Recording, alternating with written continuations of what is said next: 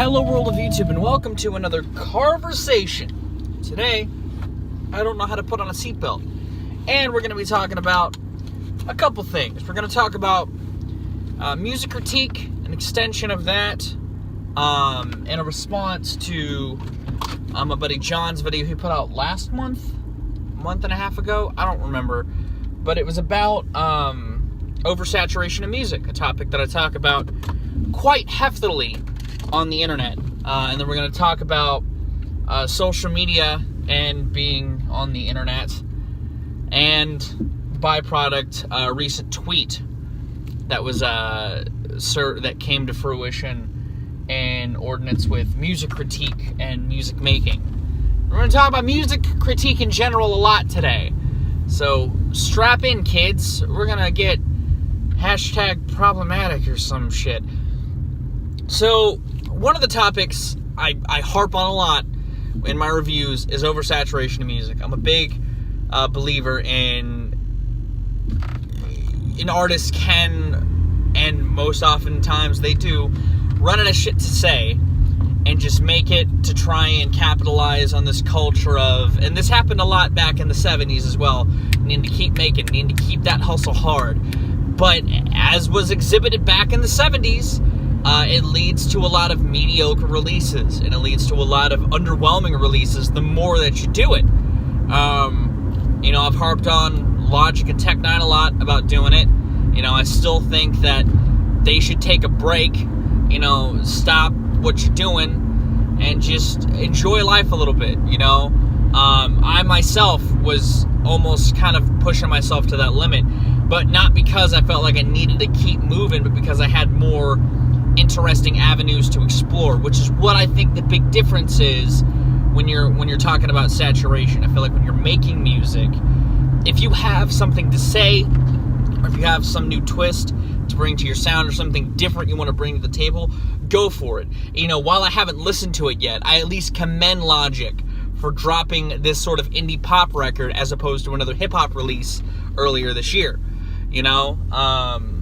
He's at least doing that.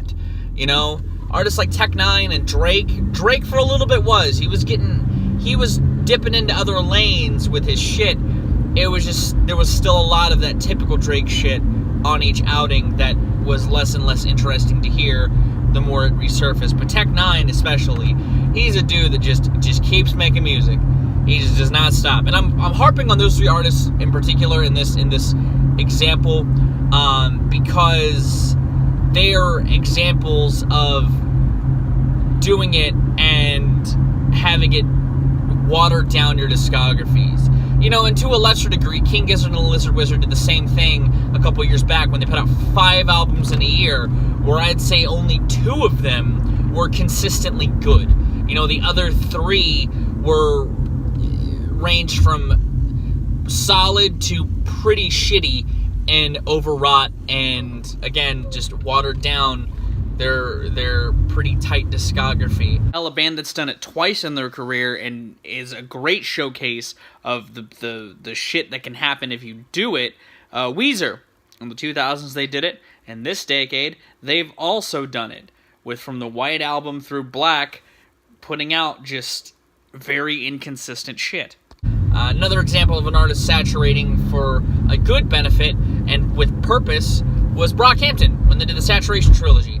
They put out 3 records in a year. They were the first 3 real records, and they put out in succession like that purposefully. It's called saturation. They meant to make a lot of music and just put it out there, and I like that. Another group who has also done the album release or project release a year and have it be very successful for them is Death Grips, and they're a huge case where they are continuously trying to push their sound in new realms, and even the records that I don't think are grade A have still at least been forward thinking and interesting, both in and out of context of their discography.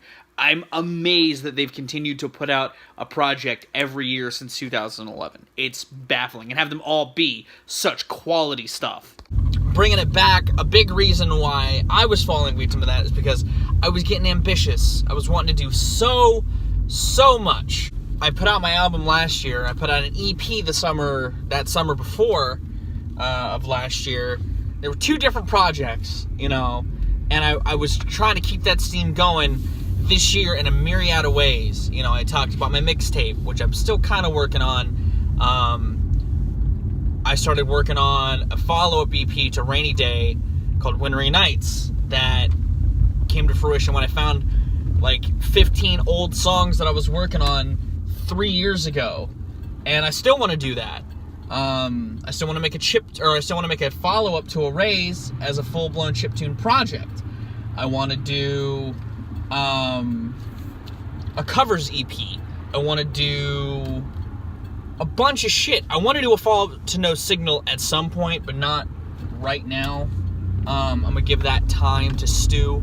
But still, I have, like a lot of artists, speaking from a musician's perspective, I have a lot of ambition. You know, I have a lot of ideas that I want to bring together. And I was starting to pull that shit together pretty steadily.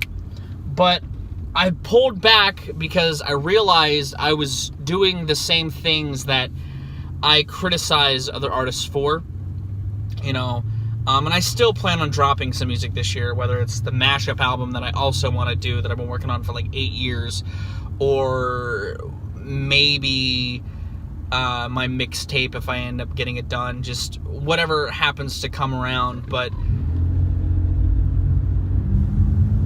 I didn't want to oversaturate myself, because I feel like, again, you can water down your catalog and put out some half-ass shit if you push yourself to put something out before it's necessarily finished. And so we'll see what happens. Do I think I'm better than artists for doing that? No. But I'm just putting myself in that perspective. It's easy to fall victim to that, because you put out a product, you see that it garners some positive reception, you want to keep that going. You want to keep that motivation going. So I understand where artists like Logic and Tech9 and Drake or King Gizzard and Lizard Wizard or even Brockhampton for wanting to do that. But I'd hope that, and again, it's all about perspective. It's subjective. You know, I know Tech really loves what he's doing. I know Logic fucking eats up the shit that he's doing. But I feel like critically, it's not the case. And I know people say critics are haters. Critics don't know what the fuck they're talking about, which is what I'll get to in a minute. This is going to be a long conversation. We have a lot to go on. But I feel like if that's a consistent complaint across the board for a lot of people, that's something that you should take to heart, man. You know, as a critic, I don't say shit like that because I hate those artists. I continuously say that in my reviews, and it still rings true. I'm not gonna go. Should I? No. No. No. Sorry, I'm debating on if I want to go get something to drink. I want to see artists do better. You know, I say I have shows like Redacted because I want to present an idea for something that is a better product, you know, without just my critical analysis, you know, or my in-depth, my review that I throw out there. I want to provide even more of that, you know, of what could be a hypothetical in some instances. You know, that's why I did a whole episode on Tech9's career post-2012. You know, that's why I did Drake's Scorpion, because there was some quality shit in Scorpion. He just wasn't focused. And that's what also happens when you oversaturate yourself. You lose focus. That's at least a byproduct if you want to drop releases in consecutive years and also try to retain a level of pop appeal that Drake obviously tries to aim for. That's another reason why I'm trying to take shit one project at a time, because I was working on the mixtape and then I found these old songs and I want to do this EP, but then I also want to do these covers, and I did the one cover for my birthday and I was like, well, yeah, I definitely want to do these covers. So you just got to take it one step at a time, you know. But it's easy to fall in that trap. A tangent of that, the other part of the video that I'm responding to was about social media and its place in the music world. And personally, I love social media. You know, I'm all over it. I'm on Twitter, I'm on Snapchat, I'm on Instagram. You know, I'm on mostly those three. I don't count YouTube as a social media. Some do, I don't. you know. But I'm on those 3 a lot, you know, and I do things for them, you know, that I don't do on here, etc. and so forth. And I think that they're great. I think it's a great tool to connect with people. And while I'm on it a lot, I do try to limit myself on how much I'm on it. You know, I do feel like it is tough, and I understand to want to stay on it, because it's especially, I mean, again, if you look at how many accounts I follow, my feeds are always fresh, you know, because I am on it a lot. But I try not to let that dictate my time. You know, I use social media when I truly have nothing else to do, or when I'm in the middle of something. I feel like I used to be on it a lot more than I am now, especially Snapchat. I used to snap all the fucking time, and I still do in doses, but I don't know, my interests to stay that active on social media just aren't there. Like, I love Twitter. I am on Twitter a lot. Not even tweeting, just looking at shit. And yeah, I just have slowly pulled back on some, at least as far as posting goes. You know, say I'm working on a video and I'm in between takes, or say I'm working on a video and I just finished exporting it and I'm waiting for it to go up, you know, something like that. I'll be on there, you know, or if I've got nothing else to do, then I'm on there. But I do think that it's easy to fall victim to it, but I think victim to spending too much time on it. And it kind of goes hand in hand with oversaturation. You know, it's a sensory overload of all of this shit all the time. And I think it's easy to fall into that trap of that constant cycle, that constant loop. But I just think it's important to limit yourself and to know your limits and all that sort of stuff. And I mean, I use it also just to get into music. You know, I use it all the time looking for music, finding out news about music. Like, it's a big tool for me in that regard, and I try to use it for that reason, on top of just keeping my audience well informed on my current musings, or what I have going on in my brain, or what I'm working on. You know, it helps me keep my train of thought as well, because it helps me put into perspective everything I need to get done. Once I tweet out like a thing, like a video schedule, if I don't have that done, all those videos done, I need to do it. You know, it's a motivator for me personally, but I know that that's also not the case for some people. And in tandem with that, it creates this echo chamber. In the age of social media, there is a lot of echo chambers. And what I mean by that is everybody has their own, again, timeline. Everything that they see, everything that they want to see, you can filter it out. You can do this, you can do that. And it creates this bubble wherein people may not see another perspective. And that's why it's important to have a conversation, to have a discussion, because it shows you another perspective. You know, whether it's based in a reality or someone's own delusions, it's still a conversation, you know. And you take your own belief of that as you do. And I think it's important to stay informed. I think it's important to form your own opinions. I think it's important to research, to look into things, to read about things, you know, because face value isn't just a good Phil Collins record. I like other perspectives, you know, I like hearing other people's input. I like hearing people's informed opinions. I like hearing people's takes on things, you know, whether I agree with it or not. As long as it's not rooted in, you know, homophobia, racism, transphobia, Zionism, any shit like that, you know, I'm welcome to opinions. And this leads me to the third thing. Recently, Lizzo, an artist, tweeted out that critics shouldn't critique if they don't make music. Critics shouldn't critique if they don't make music, which I think is a crock of shit.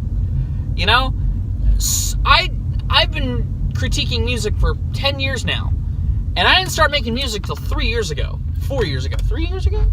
4 years ago? 2015, 2016. 2016. That's when I started making music. I went to college for audio engineering, which in tandem with that, you gain an appreciation for the nuance. They're closed. God damn it. Put into the behind the scenes of music, and that's what helped me make the music that I make. But I feel like you don't need to master the craft of music to understand how it comes together, or to form your own opinion on a thing, or to have your own respective palette as a music listener. You know, music is one of those art forms that transcends the need to know how to make it. You know, it's like eating. Everybody knows how to eat, and everybody has their own taste in food. You know, I don't need to be a gourmet chef, and I know Crash tweeted this, I don't need to be a gourmet chef to know how the fuck a steak is supposed to taste if it's a good steak. I don't need to be a bakery chef to know what a good cake tastes like. I've eaten enough cake in my life to know what good cake is. I know plenty of people who talk about music critically that do not play it. You know, I think it goes in tandem with each other. You know, my love of music is what helped me want to start making it. But it was not, I don't think I needed to start making music to become a better critic, you know? But that's just me. But that also stems from, because there's a lot of people that say that. There's a lot of artists like Logic who doesn't listen to critics. He only says his fans are the only people that he listens to, you know? And there's a lot of people that are like that. They think that critics are only there to put artists down, to hate outright, you know, when that's never the case. That's never the case, at least for me and a lot of the people that I associate with in the community. We critique to help artists. We critique to give a perspective on music. You know, every critic, like I said in my in one of my Carversations, every critic has a palette, you know, and it's up to the listener and to the artist, really, if they want to take critique to heart, to listen to that. But they shouldn't cast it aside blindly. They should listen to what people have to say, because if it's constructive, if it provides them with a new idea, a new perspective on their music, it could ultimately help, you know, in future releases. But yeah, that's my beef. That's my take. That's my thoughts on saturation of music, social media, and its ordinance with the music world, and music critics in general, and the music critics versus needing to know how to play music. What are your thoughts on that? What are your thoughts on all this? As a music critic, do you feel this way? What are your thoughts on saturation? If you want to see John's video, it's linked in the description. If you want to read Lizzo's tweet, if it's still up, it's linked in the description. I'm filming this the day that it posted, so yeah. But I'm going to get out of here. Thank you for watching. I have been Val Rack. You guys like videos, lives, and situations, and I'll see you another day.